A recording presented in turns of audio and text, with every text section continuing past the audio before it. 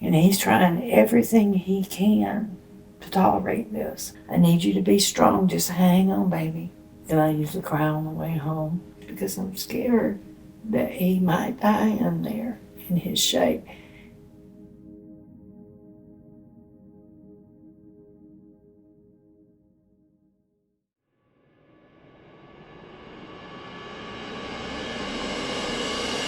A Raised Red Living Blue production.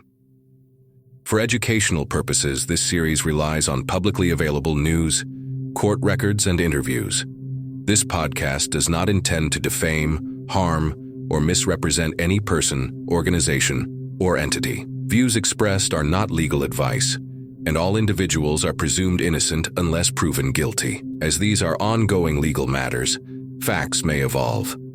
Listener discretion is advised due to discussions of violence and trauma. Shelby County Grand Jury has indicted a man on multiple charges after deputies found DA explosives. Ben Fuller says that Jerry Clarke is in police custody on a Jerry decided to $400,000 exercise his bond. First Amendment rights on his own property by putting up anti-Trump signs. Alabama Injustice Season 1. The Silencing of Jerry Lee Clarke.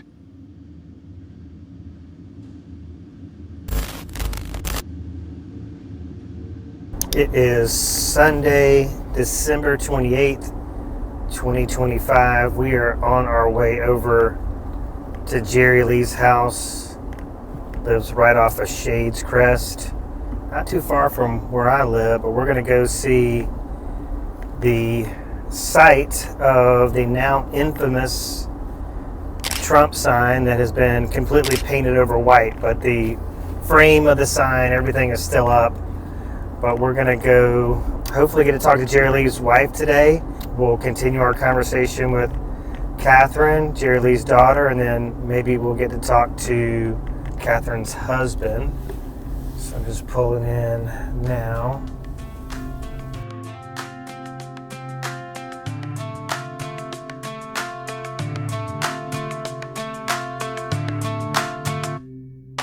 So how was Christmas without Jerry? Well, we got to see him, or I got to see him for the first time on Christmas evening. I think it was 7:55, and they allowed me to finally go for the full 30 minutes. And he sang a Christmas carol to me. He did? Yes, and he said, he was singing it as I'm coming home for Christmas. And he said, baby, if I can't get home this year, I promise I'll be here next year. And so, and then he told me, he goes, like ever before you were, I always been my life, my love, and my lady. And that was the Christmas present. He says, I was afraid you weren't going to be able to get to me. I said, no, we got here, and Christmas was okay, but even the kids, I mean, Poppy always is the one that fixes things and does things with them. So. Puts the toys together and all that. Yeah, sits down with them and teaches them what they don't know. At the old house, he had designed this thing up on the thing that goes between the basement floor and the wall, the things that holds stuff. And he had gotten the things to turn, and everything would turn, and it would turn, and they would just play with that because it would go up and over and turn and flip, and they liked that. But he had so much to teach. So yes, everybody missed Poppy, but everybody got through, and it was pretty good. It's just certain things. He was so broad spectrum on all the knowledge that he had that everything reminds me of something. Yeah. Throughout the years where you'll just go, I remember that was in Gallenberg, we did this, and I'll start crying, and Katherine goes, just swallow, just breathe, But yeah, Thanksgiving, we always have had for years a household full. Our tradition is if you don't have a place and you want to have company, just come to our house. And we'll feed you, and everybody will welcome you no matter what flavor, And so we've had 60 people in my house before, but this one I think we had maybe, 20 or 25. My grandson has invited the guys from where he works, and they always come and because it's like food. That's just something that they do, and they can just come in, and I don't know them from Adam's house cat, but they're welcome. And it's just going to be the way that we've always tried to make it. Well, how long have you and Jerry been married? Well, we've been together for 44 years. We met, and the funny thing was, is at the time I lived in California, and I was the supervisor over the company there, and he had just started, and he was in a manager position and got transferred. We just made friends, and then my dad had gotten sick, and I said, I have to go and take care of him. And I came to Alabama, and he said, I sold everything I got. I like you a lot, and I love you a little, but I'm coming to Alabama. And so it was 4 years. He had asked me to marry him, and I said no. But I had a daughter, and she was a year old. And I said no. I said, and he goes, whenever you going to ever say yes to me? And I said, first off, when I'm ready. Second off, when I know that I know the person that you are. And third off, that my daughter can accept you totally. And so 4 years later, I got down on my knees and I said, would you marry me? And we got married. You asked him 4 years later. Uh-huh. So he moved.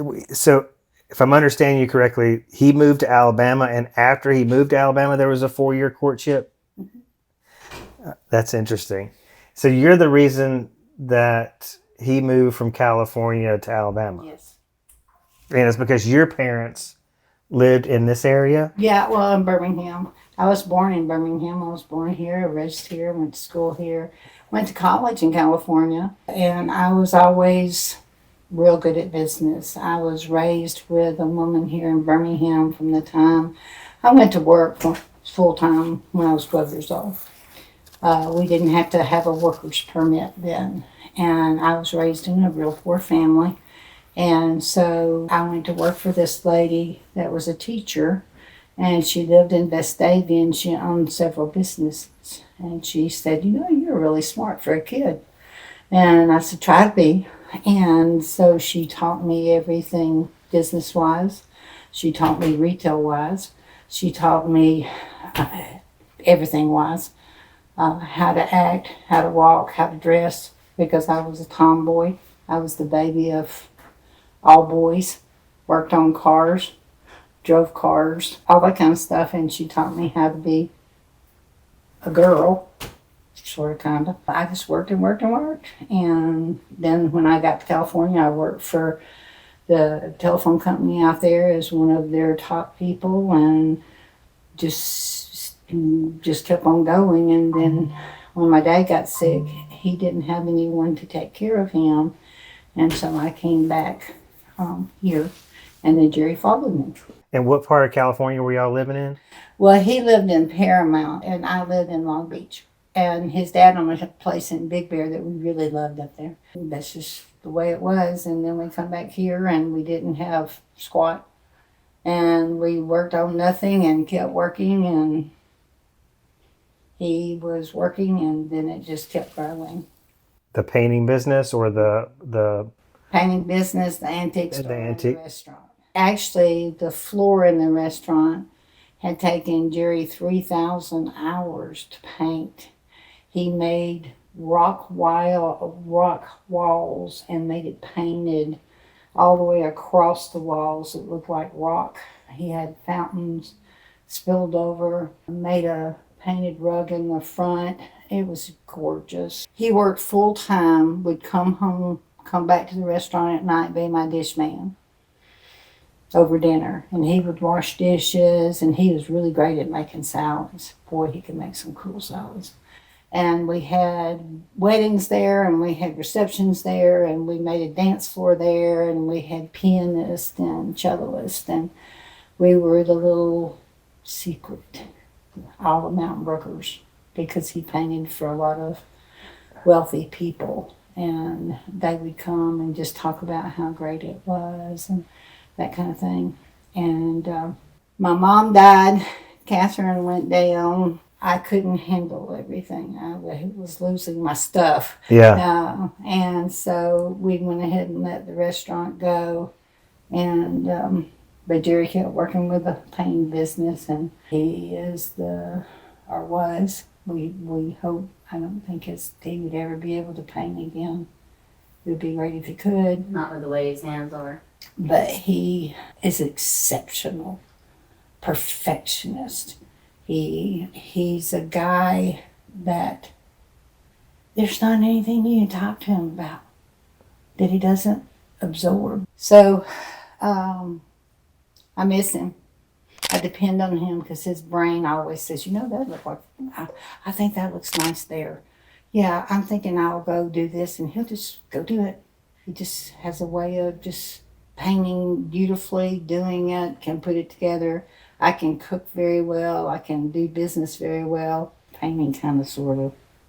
I mean, I painted with him before, but he can just go straight line and not sweat over it. I'm over there having a nervous breakdown because I just mess up. Because you can always fix it, baby. So that's what it is. How are you feeling, like hope-wise? Do you have any intuition on how this is going to play out? My intuition sucks right now because there's so many different ways to look at this, and then you're conscried by what you know has happened, and you know that everything that is tangible is in front of your eyes, but then it can change, and anybody can change it. And they don't have the right to change that. I wanted to make sure, because I've even told her, out of any kind of a situation that they're working on, he wasn't out to hurt anybody. He was out to protect us. And I did yard work with a gun on me because I was afraid somebody would sneak up on me and do something. I was out there trying to do some kind of little something, to planting flowers or something like that. But I was always there because they screamed at you and they said horrible things. And I'm not used to that because we've always had best friends as neighbors. I mean, like block parties and things like that. And for people to treat you like that in a new home that you thought that you were going to live the rest of your older years in, and not be able to stay in your own house, because of the danger that the police said your mom has no business staying here. But what we still get is people driving by, blowing their horns, giving us the one finger salute. Damn. One guy in particular, if he sees that we're outside, he'll let us know, take down the sign. It's painted white. What sign are you talking about? Right. 10 weeks away from my home, I lost my husband. Everybody just thinks that I'm supposed to accept that, and it's not really supposed to bother you. But when you spend that time with somebody, you can finish the sentence. You can sing an old song together. You can have a cup of coffee. You know when they're sick. You know what they feel. I miss them so bad, sometimes I cry, even last night. And she goes, no tears, no tears. But there's no way. I keep trying to be very strong, especially for the grandchildren. But sometimes if I start crying, I'll just get up and quietly walk away because I don't want to scare them and make them wonder,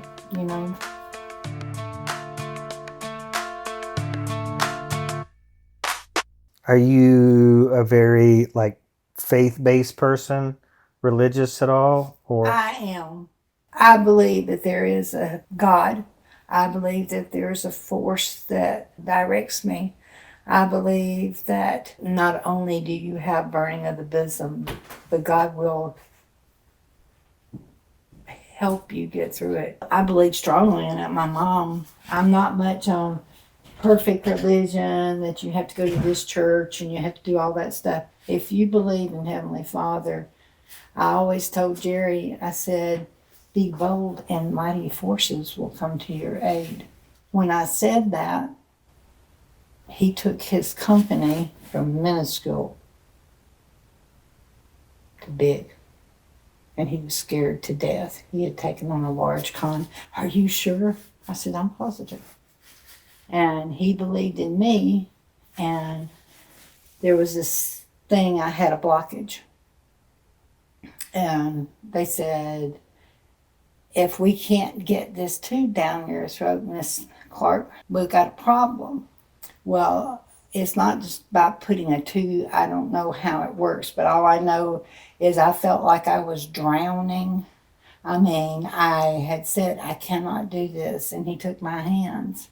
And I said, baby, I can't do this. I feel like I'm dying by that tube being there. He goes, baby, I know you're strong enough to do this. He took my hands with me bawling and them trying to get it down. And they said, just act like you're swallowing, Miss Clarke. And I was trying everything I could. And finally I did it. He said, I knew you would be able to do it. I didn't know that I could do it. I was in intensive care for 18 days. And then they said they had to take the tube out, and with it staying down in there, it's a little hairy because it actually tears the thing. The tissue that around it didn't touch it. It came straight out. Everything was totally fine. And there's been multitudes of times that I just couldn't handle it, but God took over. That's the only explanation I have. Yes, I do believe in him. Jerry, because he went to church for years. She was raised in the church with us. Because of a situation, he politely he still believes in the force of that there's a heavenly being, but he just will not go back to church. And that's his choice. Yeah. And I have to respect that choice. And I even told Katherine, I said, through all this, because family and best friends have dropped us like hot rocks because they're afraid they're going to get in trouble if they support us and it would affect their family. I understand that.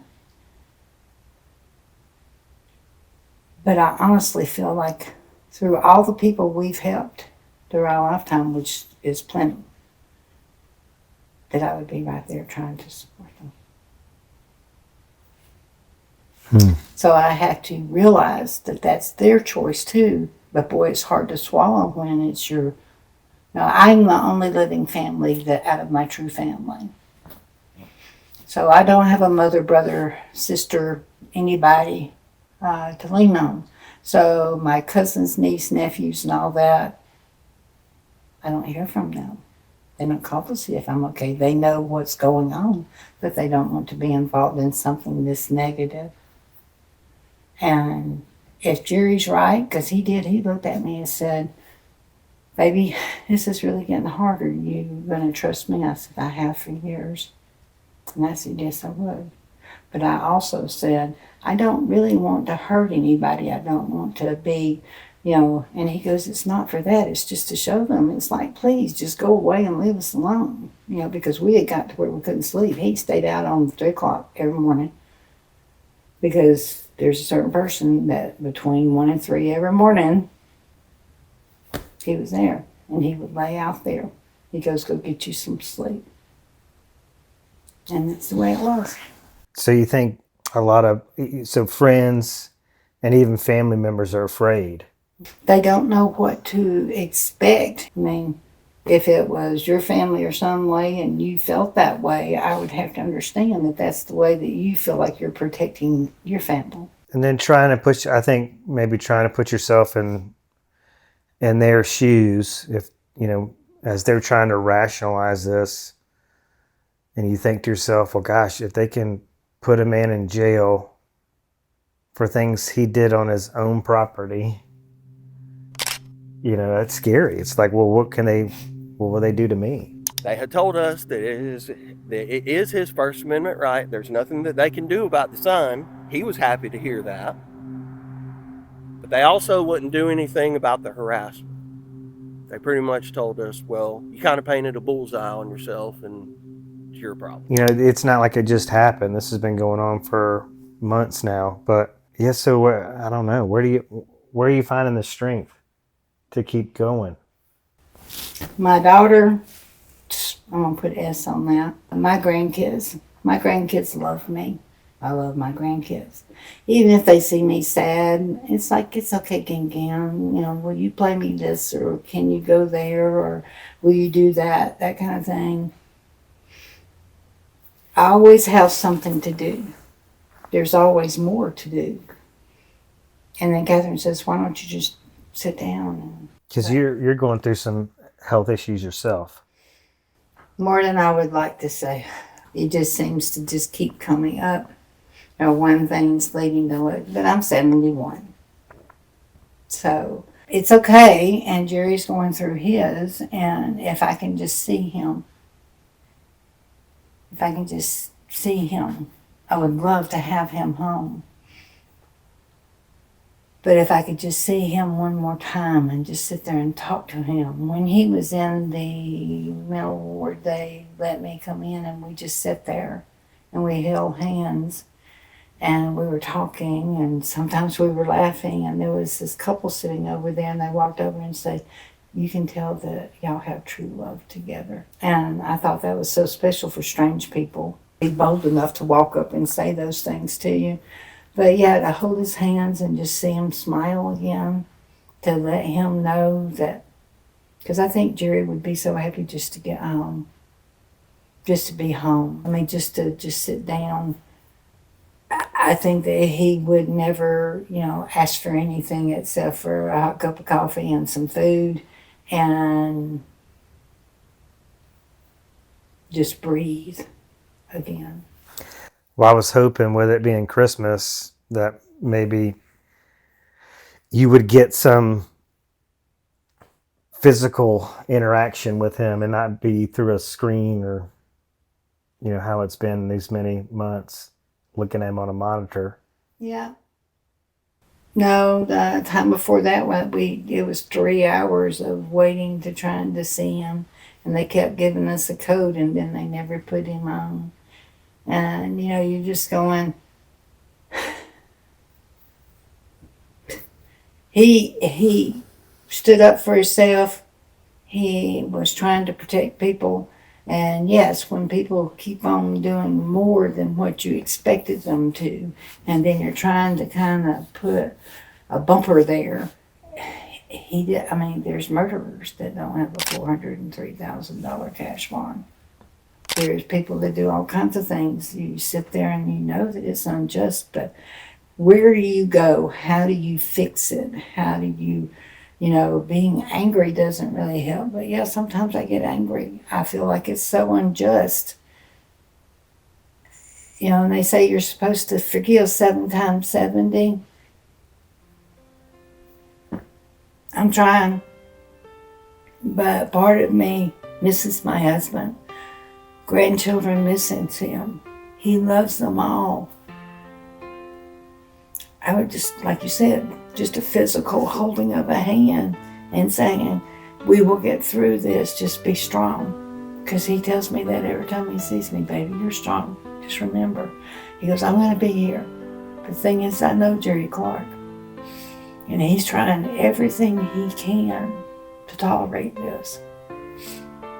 But between weight, losing hair, not being able to see, his hands are swollen, his fingernails are blue, he can't function right. You can tell on the phone he's trying to hold that thing on, and he doesn't have the agility to be able to do that. But he'll talk, and then he'll go, we only got 1 minute, baby. I just want to let you know how much I love you. I need you to be strong. Just hang on, baby. And then I usually cry on the way home, process it, and then by the time I get home, her husband gets me out of the car, and he walks me in, and then I sit here and wonder if it will ever change, because I'm scared that he might die in there in his shape. He had a AAA, and we went in. You can tell he's had some sort of stroke. They kept him on the heavy duty stuff just to knock him out to start with, and it took I don't know how long it took before they actually put him on something that he could actually speak again. He slept on the concrete, not having a bed or a pillow.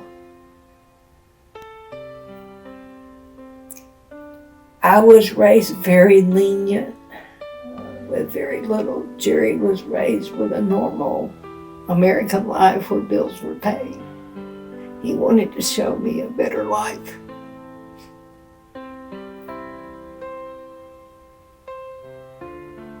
He was so proud to try and put things together after the other housing would make me so happy.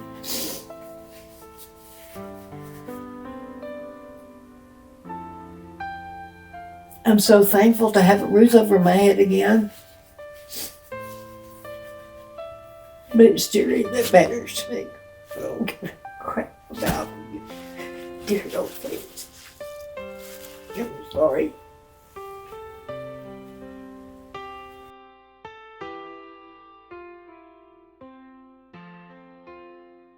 I'm curious also that, so I think there's two sides to this, and you just correct me if I'm wrong, because I'm trying to walk in your shoes, but it sounds to me like this sign, even though it's been painted over, you can, like, if I look really, really closely, I can see a P. Yeah, this took several coats. Yeah. So you really have to look hard to see any type of lettering on the sign. Yeah. But for you, it sounds like this sign is still up because it's a matter of principle. It's the matter of principle. It's the fact that it's our yard and it's our private property.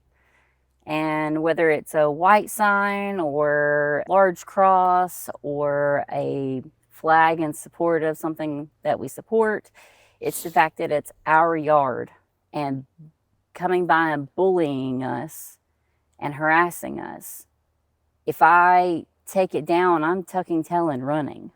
I'm saying, it's okay, you can decide what happens on my property. I pay the mortgage. It's our home, it's our land, and we should be able to do what we want and what we feel is right on our land where we live. Yeah, My makes dad sense. felt like this sign was the right thing to do.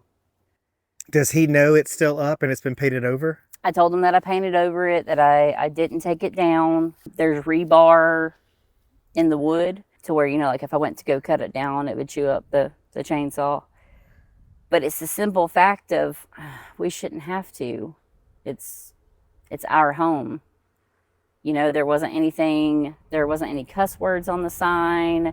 There wasn't any vulgarity on the sign. It was my dad's opinion that he's supposed to be able to have an opinion. That's his freedom of speech. It's his First Amendment right. Yeah, absolutely.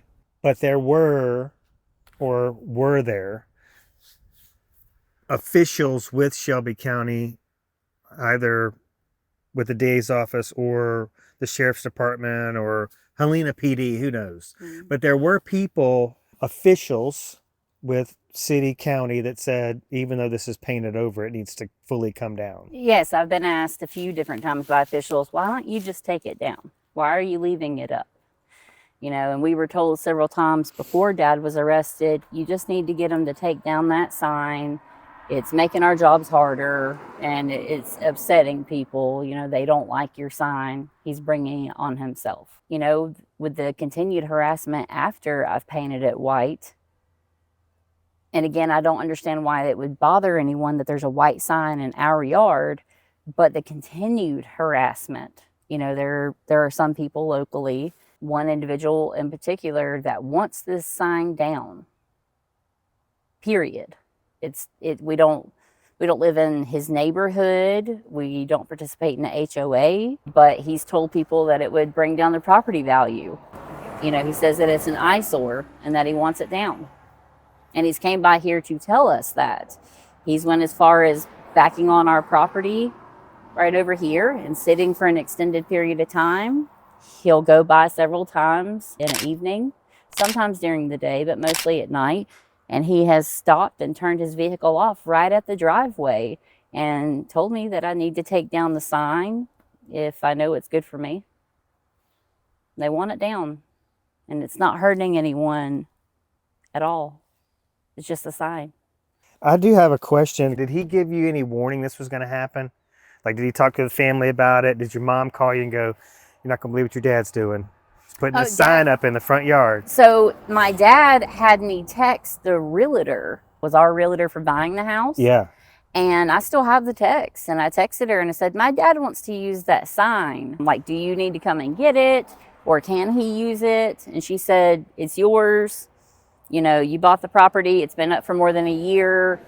Do what you want to, trash it, keep it. I don't care. It's yours. The gentleman in question that keeps coming by and harassing us, he went as far as he listed, not only did he dox my parents and put their address and their information online along with pictures and videos of the home, he also went as far as to put the MLS listing number of the home, and the agent who sold it to us or sold it for the other party put her name and phone number to where people would call and harass her. So he kind of doxed her in a way too, by calling and having people call her and harass her for her to come and get the sign left on the property. She didn't have rights to the sign, neither did the party that put it up originally to help sell the home. He had people calling and harassing her also, you know, to try to come and get anyone to take the sign down. They couldn't get my dad to take it down, so he went through any route he could to have it taken down. Have y'all, since you put these cameras up, have you caught any faces on it? Seen anybody? Nobody's walked in the yard. The cameras tell us if someone is loitering, or if it's a person, or if it's vehicles. Nobody's came in the yard in the past few weeks. These cameras are new. The last ones kept on going offline. Someone got these for us. Since putting them up, we haven't had anybody come on the property. But hopefully by now, they know my name. And hopefully they know that coming on this property with ill intent is probably not a good idea. Just as it would be for anyone else's home, you shouldn't come into their yard with ill intent. Hopefully by now everyone knows this isn't the place. It's wild though to like talk to your mom and hear a woman in her 70s so that she had a gun on her to do yard work. My mother was petrified. She had called me several times, and I was hearing what my mom and dad were saying, but because I didn't live here, it was just an echo. It was a, hey, some people are coming to the house and bothering us over the sign. And I was like, well, you know, just kind of stay close to the house and everything. I'm sure it'll pass by.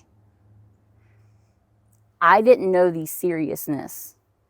So I told my husband about it, and he said, well, maybe we should just make more of a presence for ourselves, like go over for dinner more often, you know, stop by more throughout the week. So I did that, and then I started seeing the egregious amount of hate that people were coming here with towards my parents and their sign. Kind of what started all this is before these chains were here. Yeah. People would back up to it. They literally wrapped chains around it and tried to drive off with it. Oh, wow. And so he stood it back up, because they pulled it out of the ground. He stood it back up, dug around the post, concreted it with rebar, and then somebody still came back and tried to like physically rip it off the sign with rip it off with their hands. Wow. I couldn't believe that people would go to that point, that because they didn't agree with the sign, that they were spewing ugliness the way they were, screaming out the windows, stopping in front of the house, dumping trash in the yard, glass across the driveways, and taking their own personal time to post online the way that they were, just all the different things. It was just, I didn't know it was that bad.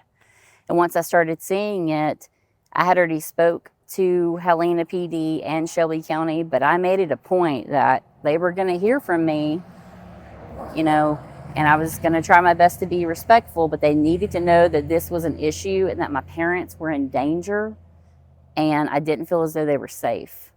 My mom had said, please don't bring the kids over anymore. Like, we love you guys and we want to see them, but it is strictly not safe here. My husband came over and he fenced in the backyard. So as soon as we would come, we would all unload out of the car and go directly inside. And the adults could be on the front porch and we would go into the back. But if the little kids wanted to play, it had to be in the backyard. That way we knew that someone wasn't getting in and they weren't getting out. And they would have to come through the front of the home if they wanted to come on the front porch. My mom and dad just wanted everybody to be safe. My dad was just trying to protect his family. You know, when it went from, hey, we don't like your sign, to the threats, you know, he just wanted everyone here to be safe.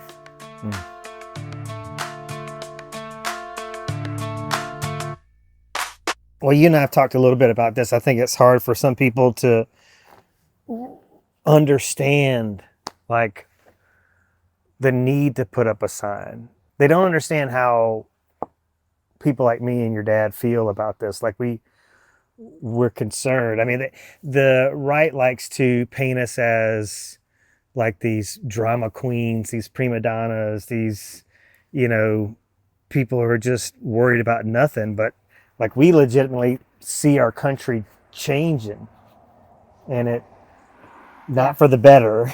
No, not for the better. Not at all lately. It's been going downhill for a bit, and I would support anyone's right for their freedom of speech and a sign in their yard. It doesn't matter how you vote, if you're Republican or Democratic. It doesn't matter to me. I would fight for anyone to have this right. Absolutely. I mean, whatever flag you want, whatever sign you want, it's your yard, it's your land, and you should have a voice. And I feel that way about everybody, and I'd fight just as hard for them.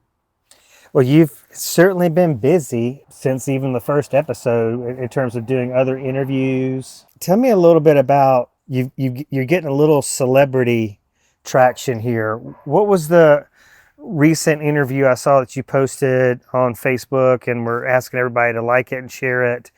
3 guys talking. One of them was Mark Pellegrino. He's from the Supernatural show, and he feels very strongly about the amendments and the First Amendment and freedom of speech, and he feels strongly about property rights, and he really disagrees with what happened to my dad. And he reached out, wanting to take an active role in sharing my dad's story. I invite anyone who feels strongly about freedom of speech and the First Amendment and the Constitution to talk about this story, because if it can happen to my dad, it can happen to anyone. When you silence a voice, you're silencing way more than one. People are afraid to talk out against the current administration. People are not only getting their videos suppressed, their videos are getting blacked out. Social media won't promote them and just won't share them. The videos are disappearing, posts included. I know there are several posts and videos that I've made to where the end of the video just goes black. And I feel as though it's just not getting out there. When you silence one, you silence a lot. Everyone's afraid to speak up because of what will happen to them. And that's not the way it should be. No. That's not what this was built on. No, not at all. Yeah, I mean, it's little things like monetization. Like, people aren't able to get paid from either TikTok or Meta because their content now, if it's against Trump or the administration, Yep. It goes against their standards, their I know policies. there's several videos that I've tried to promote, and it's specific. And I even took a screenshot where it says, due to like political content, you know, this won't be promoted at all. So this, you think, did Mr. Pellegrino, like, did he come across your content or some of the TikTokers' content? Did he follow a trail of breadcrumbs? You know, I'm not exactly sure how he heard about it, but I do know that I had some friends of his contact me and tell me how he felt about my dad's story and that he wanted to talk about it. So I was invited to the podcast that they did, and I was in there. I was in the chat, you know, commenting at the bottom of it, and I'm going to get in contact with them to get onto the show where we can talk about it again. They only had so much time, but they spent the majority of that show talking about my dad's case. And I'd love to really get some facts out there. I know that a lot of people have seen your videos and What in Clay Nation, you know, they've seen his interview, and there's been some creators that have made, you know, content about my dad. More people need to know I'm not done talking. I can't stop. I won't stop. It's too important, and not just for my dad. It's really, really important. So I'm going to keep on talking to anyone who's willing to listen and lend an ear, Yeah. you know, and I hope everybody else does too. What was the other creator you just mentioned? Oh, What in Clay Nation? Yes. Clay. So he's one of the TikTokers, right? But he's also got a YouTube channel. Yeah, and I think Instagram too. Okay. Which I am not very versed at. So is he local or? No, he actually drove like, I think, 3 hours to get Wow. here. I think he lives at the edge of Georgia, but he drove here to do the interview, and it's on YouTube also. When he posted it, I think it's like a 34-minute video, and now he's starting to break it up into parts, and we've been putting it on TikTok, you know, that way everybody can see what's going on. But I really feel like those little clips are way more beneficial than a YouTube video or even a podcast, because it's just so easily digestible. Yeah, well, that, and you know, they get a piece of it and they're like, wait, what happened? And then they want to go watch more. And that's what I'm really, really hoping is, you know, the news stories that came out about my dad when this first happened, people looked at them and they're like, oh, that's horrible that he did that. It only showed one piece of the story. And if people really listen to what we've been talking about and they get a little bite of it, they're going to be outraged at what happened to my dad. They made a mountain out of a molehill, and all that'll end up coming out, and, you know, they turned something into something huge. Yeah. And what they did was wrong, and it was an injustice. Absolutely.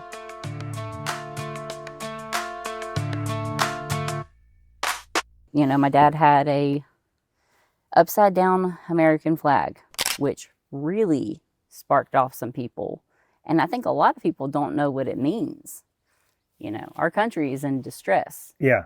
And I think a lot of people don't know what it means when you have a upside down American flag. Well, it'd be interesting. You know, I just wish we could talk to some of these people, but I feel like, you know, you talked earlier about you don't think a lot of people understand the Constitution, especially the First Amendment. Yep. Because there's stuff going on in the area right now. There's a little war going on, Islam. Yep. And Hoover, there was some scuttlebutt about that. And people are, you know, they want anybody of the Muslim faith like removed from the area. I don't know. Which is insane. It's absolutely insane. But that's how our I read country was the story. founded. People were being persecuted based on their religion. Yep. So it's just like there's a lot of stuff people don't know. But yeah. I think some of it though is that when they see, because they see people, not to be too dramatic, but like calling us the resistance. Like I've seen people on the resistance side using like the "Don't Tread on Me" flag. Mm-hmm. I think that really chaps their ass. When they're like, that's our symbol. Yeah. But it's like, it stands for what we're going through right now, because your dad was tread on. Yes. His First Amendment right was tread on. Yes. And now more amendments, 4th and 8th. I mean, we can keep going about this. I mean, we're talking about freedom of speech. We're also talking about your right as a property owner, property rights. The obscene amount of bond that he's being held on, and the fact that a statement was put out saying that they asked for excessive bond. And I think that's why we're having such trouble getting people to come out. I mean, I know some people are legitimately afraid because they know, or they've heard, or they have a family member or friend who's dealt with something not, you know, above board with Shelby County. Yeah. But, you know, I think some people just look at the charges and go, well, he's right where he should be. I've heard that comment more times than I'd like to say. I don't think my dad should be in jail. I don't think that my dad should be jailed for this amount of time. It's been over 6 months. I don't think that a senior citizen who has no flight risk, has never been in trouble before, stands no danger to the community and or himself should be in jail for that amount of time. But especially not on the excessive $403,000 cash only bond that he's on. There are people who have done way really, really, really bad things who have gone on far less. I don't think that my dad should have had to be without a cot. I don't think that my dad should have to sleep on the concrete floor for, it was about 3 months. I don't think that he should be medically neglected that like he has been. I mean, he had a stroke in jail. He is very unwell. I can keep going. And I hope in the end of this that Shelby County knows that I know what they did. The main goal here for me is, we want justice for Jerry. Yeah. But oh, it's justice for all. It's not just my dad. Yeah, there's such a bigger picture at play here. Absolutely. Than just your dad. Your dad's one example of a history of corruption. Yeah. Unlawful treatment of citizens. Yep. But what else do we have here? We've got. These are just some of the signs that were up. There's still some up there. Beware of owner. That doesn't look very friendly. I wouldn't go in your yard. Beware of dog. Danger. Do not enter. It's just just appealing to people. I like some of the content we've got from this episode because I just think telling the story is one thing, but adding this human element to it is another thing. Hearing your mom talk about like their love story and stuff like that. I mean, it's so sweet. They've been together for so long. They've never had to be without each other for more than a few days, ever. And my mom really does try her best during the daytime to like be chipper and upbeat. And then come nighttime when she's tired and she just wants to hold my dad and be held and sit down and talk about the day, she just melts. And it hurts my heart so bad because through the toughest times in life, they have always leaned into one another. And that's the way that it's supposed to be.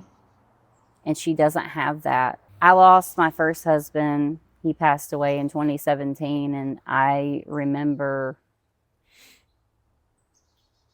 just the absence of him, and it was really, really hard on me. I got remarried. My husband was a widow, and he knew what that felt like, and there's a hole that you can't fill. And even though my dad is alive, he's not here, and she knows that he's here, but she can't have him or touch him.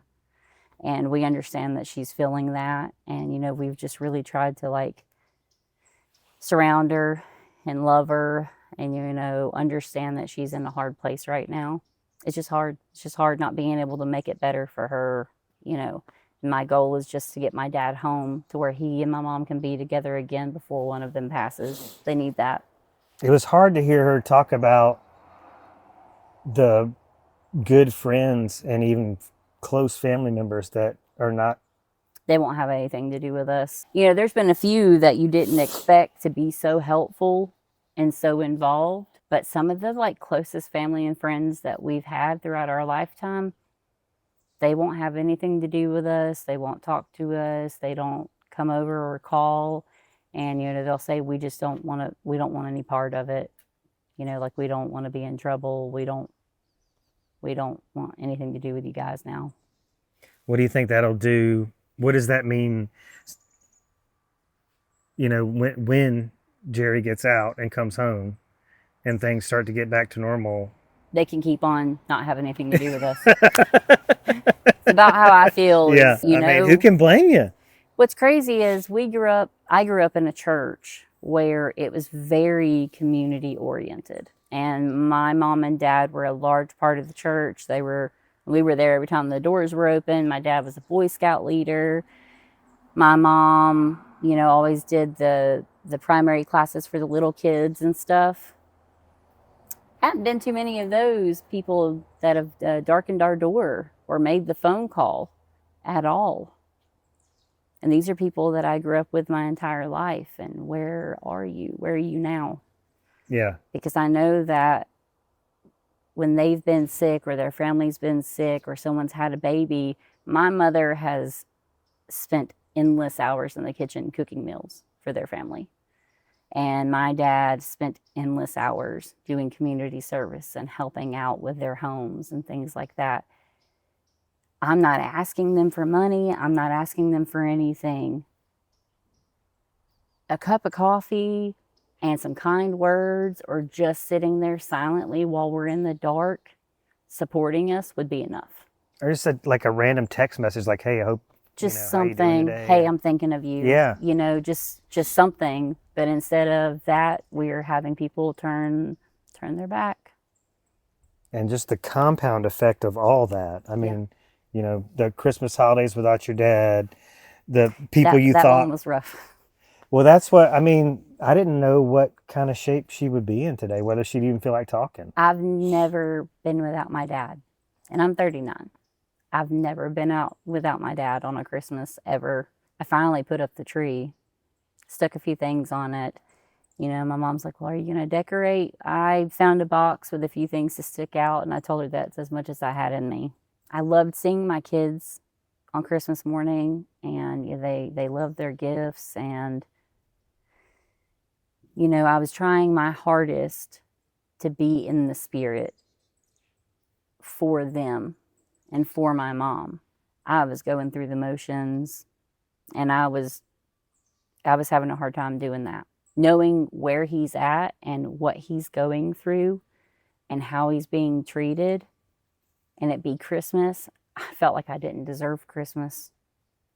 I mean, for me to have that day and for it to be so merry and grand, and my dad's just 30 minutes away enduring what he's enduring, I didn't feel like it. I feel like I need to put off Christmas and wait for my dad to come home. Yeah, man, I don't blame you. It's rough. Yeah, maybe next Christmas he'll be here. Yeah. Well, it seems, I don't know. Is there any reason? Have there been any developments? Anything that's bringing you hope right now? I hear that there is some talk with the DA about possibilities, and I think they're trying to hash that out, because what they're saying happened versus what I know to be true. I've seen it with my own eyes. I know what my dad had. I know it was fireworks. I know he had just gotten home with said fireworks, and one of two was still in the vehicle, with the back of the vehicle open. Well, I mean, you got to think at some point, somebody's going to have to prove that there was a biological weapon. Yeah, well, Approve, disprove. I mean, like, there's going to be accountability. there will be accountability, and I'll make sure that I see it through every single day till it happens. If Shelby County thought that my dad had a bacteriological or biological weapon, I like to call BS. For a few different reasons, of course, but my first one being, if you thought my dad had a biological weapon, you did not evacuate the house next door full of kids. You didn't evacuate the elderly people across the street. You did not evacuate any of these elderly people or the neighborhood across the street with hundreds and hundreds of homes. If that's the case, everyone should call Shelby County and make a complaint for the fact that they did not keep them safe in that situation. Yeah. So I call BS. It was no bacteriological or biological weapon at all whatsoever. Well, and you got to think, if, celebrities have celebrity friends, you've got one person who's been on TV, Yeah, interested. and had a long acting career. Who do they know? Who are they talking to? I hope I find out. I hope everybody keeps on sharing it. And I'll talk to anybody. I'll go to the ends of this earth to share this story. So I hope everybody, contacts us, and I will talk to anybody, because right is right and wrong is wrong. Mm-hmm. And if it can happen to my dad, it can happen to anyone.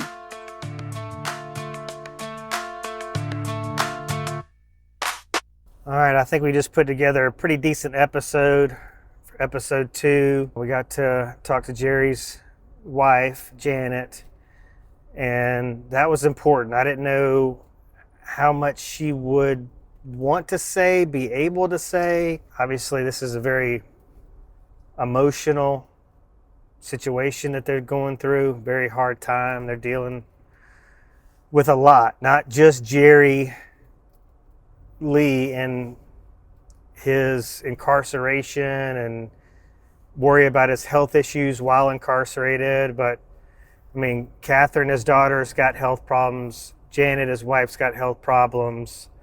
You know, there is a lot of expenses that are wrapped up in this.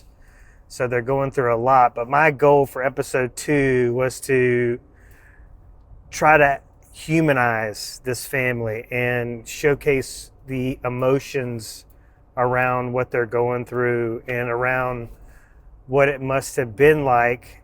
You know, you think about this couple that have been together over 40 years, rarely ever apart, never been apart, at least in recent memory, on a Christmas.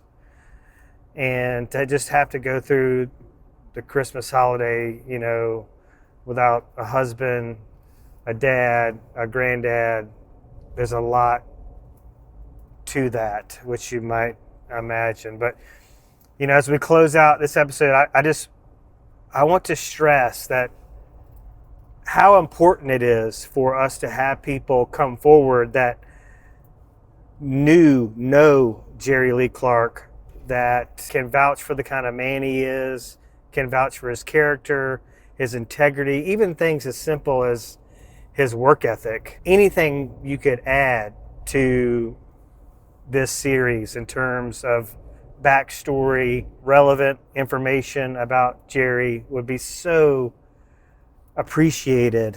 And I understand, I mean, you just heard both Janet and Katherine talk about how, you know, they got people that they were very, very close to that have totally turned their back on them. I, at least, understand a little bit why that may be. Somebody gets arrested, somebody gets in trouble, somebody gets incarcerated for many, many, many months, and you're like, wow, I don't want that to be me.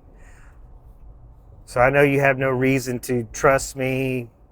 You don't know me from Adam, but I will protect your identity. We cannot show your face on camera. We can put an emoji over your face. We can disguise your voice. You know, we can keep some things off record. Whatever would make you feel comfortable enough to come on and share some things. Even if it's like, hey, don't mention my name, but, you know, here's a quote. Here's something I learned from Jerry. Here's a memory. Here's just something I think, you know, I want people to know about Jerry Lee. Whatever it is, I would just say at this point, no bit of information is too small or insignificant. It's like we're putting together these pieces of a puzzle here. But I think it'd be very, very powerful to have people that have known Jerry for a long time, have worked with him, have worked alongside of him, have hired him. You know, if he's been in your house painting, you know, that takes a lot of trust to let people in your house. But we just need to let people know that this is not a person, Jerry Lee is not a person who breaks the law. He is not a criminal. He does not deserve what is happening to him right now. And the more we can tell the story around that, because if you read the charges, it is just very reasonable to assume that Jerry is where he belongs, that he created this scenario that culminated into his incarceration. It's hard to feel sorry for him, frankly, when you look at the charges on record. And, you know, the charges are, from our standpoint, are, you know, they're BS. and that's all going to come out in the wash, as they say, right? So please come forward, reach out to me. My cell phone number, call or text me. It's 251-583-9728. Again, that's 251-583-9728. Send a DM. You know, the Raise the Red Living Blue podcast, the political podcast, is on Instagram. It's on TikTok. It's on Facebook. So DM me through that, or call or text me, and just let me know your terms and conditions, and I will honor them. All right? Thank you very much. Stay tuned. We've got a lot more to come on season 1 of Alabama Injustice, the silencing of Jerry Lee Clarke.